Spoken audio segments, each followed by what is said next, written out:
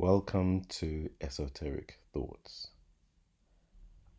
The composition of numbers dates to around 400 BC, but apologists attempt to date it around 1500 BC and written by Moses, which is clearly not the case. The scholarly consensus explicitly views the story as a post-exilic addition to the Balaam traditions, an entry of separate and independent authorship from the surrounding chapters of the book of Numbers. In the biblical story in Numbers 22, we read that Balaam, while traveling on his donkey, was confronted by an angel. Balaam struck the donkey to get back on track. An angel appeared a second time, and the donkey panicked and crushed Balaam's foot into a wall, to which he struck the donkey again. The angel appeared a third time, and the donkey fell down, and Balaam struck the donkey a third time. At that point, God made the donkey talk to Balaam, saying, "What have I done unto thee, that thou hast smitten me these 3 times?" Balaam then engages in a back and forth conversation with the donkey, saying that if he had a sword, he would kill the donkey. God then opens Balaam's eyes to see the angel, and Balaam has a back and forth conversation with the angel, asking for forgiveness. Balaam didn't appear surprised by his donkey talking to him. He never saw the angel the first 3 occasions, whereas the donkey did. He then unsurprisingly engages in a conversation with an angel, and we see human attributes in God as he gets angry with Balaam. The repeated use of the number 3 in the story is a clue that the story is not literal, yet it is seen by some apologists and Bible believers as literal, especially as verse 12 highlights that God is protecting Israel, his chosen people, and God uses his powers to speak through unexpected sources. In terms of the talking donkey, Julian, from your perspective, literal or allegory?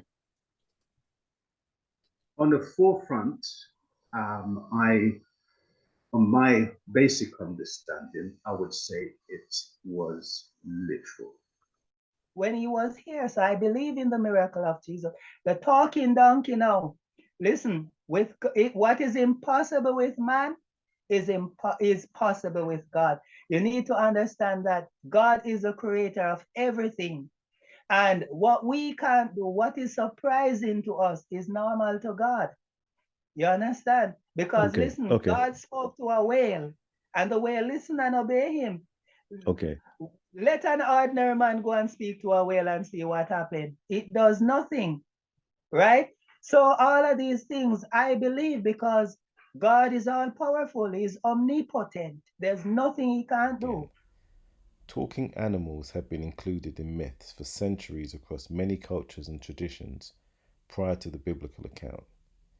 In the Iliad, Book 19, by Homer, we see Achilles having a 2-way conversation with a horse who was given the power of speech by the goddess Hera. Whilst there are many differences in the story, Balaam's experience with his donkey bears some resemblance to the narrative of Achilles and his horse. The hero is ready to move forward towards his mission. From the prior narrative, we know that Balaam is supposed to curse the Israelites as Achilles was seeking to destroy the Trojans. They use an animal for transportation. A deity gives both animals the power of speech. In both stories, the animals defend themselves from either an unjust accusation of causing the death or the unjust beating received. The horse warns of the hero's death if he goes forward. Similarly, the donkey warned Balaam of his impending potential death by his refusal to move. Arion was an immortal horse in Greek mythology, which was very fast and bred by the gods. According to a source, it also had the ability to speak. In Babylonian wisdom literature dating back to 627 BC, we see stories of a horse and an ox in full dialogue. And also in Islam, there is a hadith about a donkey talking to the Prophet Muhammad. People wrote the stories in the Bible in allegorical form. Therefore, reading the stories in a purely literal form does not give the intent of the original author. One of the newer biblical interpretation methods being taught in seminary is to read a book of the Bible literally. This way of reading does not take into account the allegorical method of the author's writing, the language's idioms, and indeed not the culture of the time. This method leaves for an interpretation of the story that does not coincide with the author's original intention.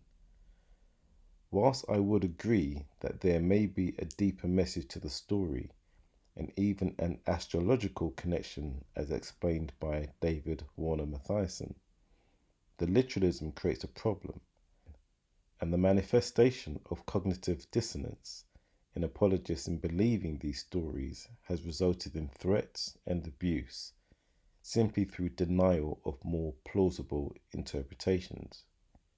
A text does not need to be identical in form critical structure to a parallel text to be worthy of genre comparison.